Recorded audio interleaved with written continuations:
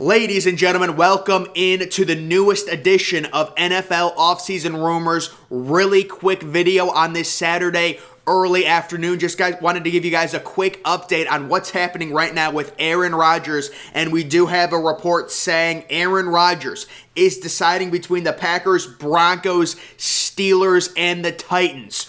So, again, guys, you know, Aaron Rodgers, I've said this for weeks, Aaron Rodgers is leaving Green Bay. He's playing games. He's trolling all these media members. I've been the only one to be on top of this and tell you he's demanding a trade 100%. When you look at these three teams, the Broncos, Steelers, and Titans, I think if you're Aaron Rodgers and you're trying to win a ring, I believe the Steelers are the most attractive. Could you imagine the Steelers, say even they let Juju Smith-Schuster go and draft a guy like Jameson Williams? That's an unbelievable receiver room. They do need help on the offensive line. Maybe they draft an offensive tackle in the first round, but you've got a young running back in Najee Harris. You've got two really good young receivers, Deontay Johnson and Chase Claypool. The whole Titans situation is really interesting.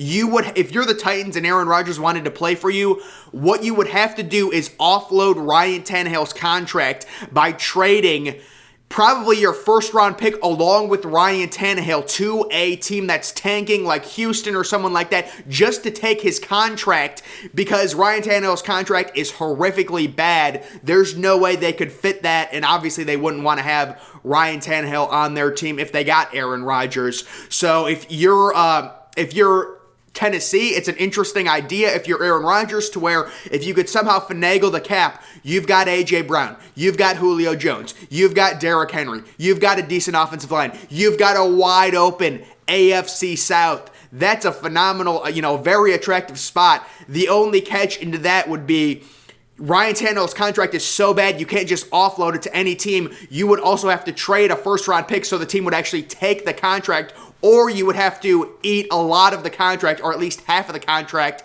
and then maybe give them a second-round pick as well. This is not unprecedented. We saw it with Brock Osweiler. When the Cleveland Browns were tanking, they took on Brock Osweiler's contract from Houston because Houston wanted the salary cap space.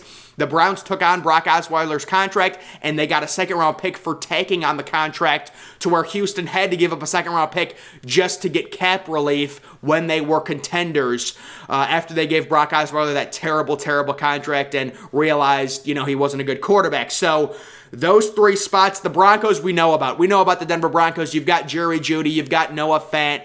You have KJ Hamler coming off an injury. You also have Cortland Sutton. That's a good young wide receiver room. You've also got Javonte Williams, who I love. So that's three really, really good spots for Aaron Rodgers. Again, guys, I am 1,000% sure Aaron Rodgers, there is no chance he is staying with the Packers, and I cannot believe I was the first to break this, and you're seeing people like Ian Rappaport. Yesterday, they're reporting that Aaron Rodgers was working out a contract extension. Now they've already gone back on their word, saying he's torn between the teams. Aaron Rodgers trolling these media members, except for me. I knew from the start that Aaron Rodgers was going to be demanding a trade. I said this about a month ago, guys. This is crazy that I'm first in on this. Could you believe that? It is a historic thing. Mike Williams, news that he will be franchise tagged by the Los Angeles Chargers. Really smart move by the Chargers. Mike Williams has a breakout year. He's dealt with injuries in the past. You want to make sure this guy is a real superstar. Don't invest a massive 3 or 4 year, it probably would be a 4 or 5 year extension into Mike Williams. Make him prove that he can be healthy and prove that he can produce at an elite level for another year. Of course, the interesting thing with the Chargers, Keenan Allen right now has a really bad contract. And I like Keenan Allen, but I looked at that contract, and for like the next 3 years, he's already getting up there in age. For the next 3 years, he's due about $20 million per year, I believe. So Keenan Allen, this is a team that has to tread lightly. They know they're going to have to extend Justin Herbert. They have him under contract for 3 more years. You've got the 2 years, and then they're going to accept the option. So they're going to have 3 years, but they're going to have to work out a new deal that makes Justin Herbert a massively paid player. You've already got Joey Bosa under a massive contract as well. So the Chargers trying to tread lightly with Mike Williams. Don't go out there and give him a 4 or 5 year extension based off of one good season. Make him prove that he can stay healthy again. I really like what the Chargers are doing with Mike Williams. We got another thing on Derek Carr. And I hate the offseason because literally There were two reports yesterday on Derek Carr. The first report was that Josh McDaniels loves Derek Carr and that he's definitely the quarterback of the future. And then it says now multiple teams have expressed interest in trading for Derek Carr. Guys, I'm just going to give you my prediction. I think Derek Carr stays put with the Raiders. You're going to get all these reports. It's whatever. I think Derek Carr stays put. Also, Russell Wilson report. The Commanders reportedly made a strong offer for Russell Wilson. Ian Rappaport saying the offer didn't go anywhere.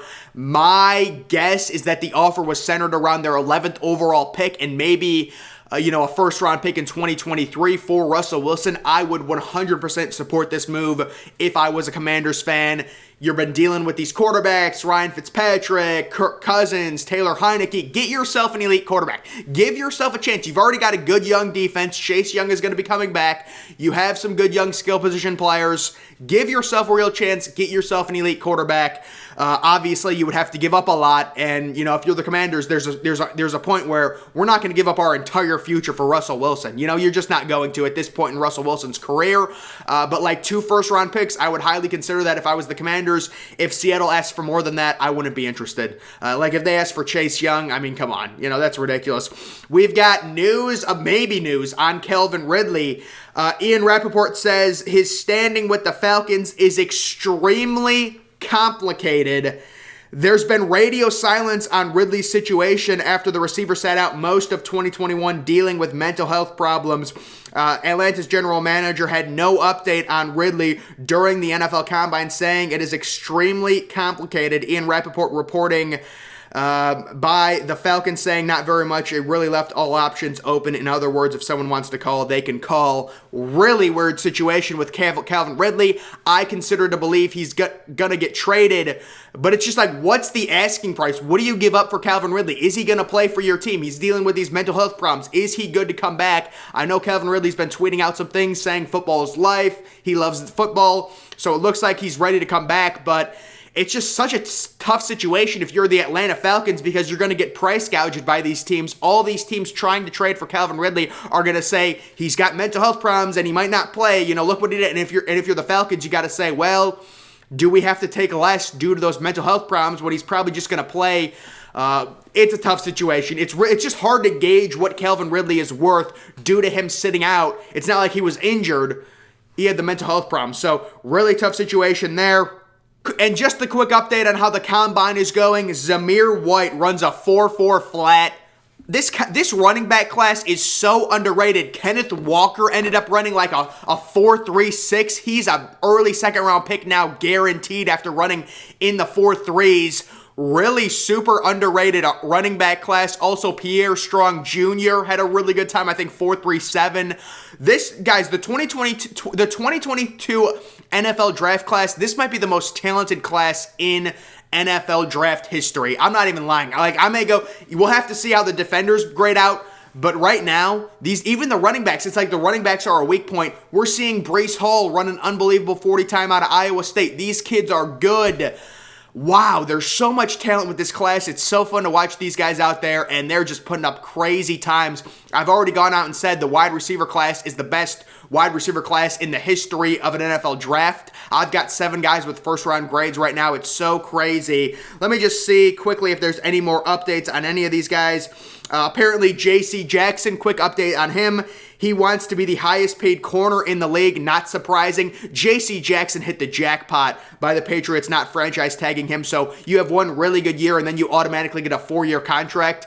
That's normally not how it works, but for J.C. Jackson, it looks like that's how it's going to be working. Tyreek Hill is expected to sign a 4-year, $85 million extension with the Chiefs. Makes sense if you're Tyreek Hill. You stay with Patrick Mahomes. Really good fit there. He signed, looks like massive extension, 4-year, $85 million. Quick math on that. That's about 21, maybe $21.5 million per year for Tyreek Hill. So, that's actually a really good deal. Wait, 4 years, 85. That's about, what, 21.5, 22 million per year when Devontae Adams wants 30 million? Wow. I would say that's a good deal for Kansas City. Getting Tyreek Hill, for anything, I know right now DeAndre Hopkins is making 27 million. Would I want DeAndre Hopkins over Tyreek Hill at this point in their careers? No. I would take Tyreek Hill. Now, they're vastly different receivers, Tyreek Hill's a lot smaller, more of a quick guy, but just in general, in terms of production, that's a great deal for getting Tyreek Hill at around, it looks like around $21 million per year. So really good job there. That is going to do it for this update, guys. Make sure you're following me on Twitter. Link to that's always in the description. I'm, of course, the Depressed Ginger. Thank you for watching.